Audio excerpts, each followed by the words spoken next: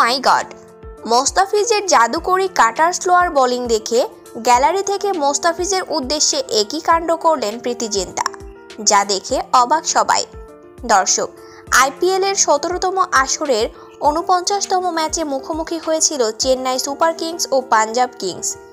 দুই কিংসের লড়াইয়ে টসে জিতে বর্তমান চ্যাম্পিয়ন চেন্নাইকে আগে ব্যাটিংয়ে আমন্ত্রণ জানিয়েছিল পাঞ্জাব। আর ব্যাট করতে নেমে ঋতুরাজের দায়িত্বশীল 50-তে ভর করেই চেন্নাই সুপার কিংস তুলেছিল 7 উইকেটে 162 রান। অর্থাৎ মোস্তাফিজদের বোলিং সামলে জিততে হলে পাঞ্জাব কিংসকে করতে হবে 163 রান। এই লক্ষ্য নিয়ে বল করতে নেমে তৃতীয় ওভারেই মোস্তাফিজের হাতে বল তুলে দেন চেন্নাইয়ের অধিনায়ক ঋতুরাজ গায়কোয়াড়। আর বল করতে এসে প্রথম ওভারে দিয়েছেন মোস্তাফিজ মাত্র 3 রান।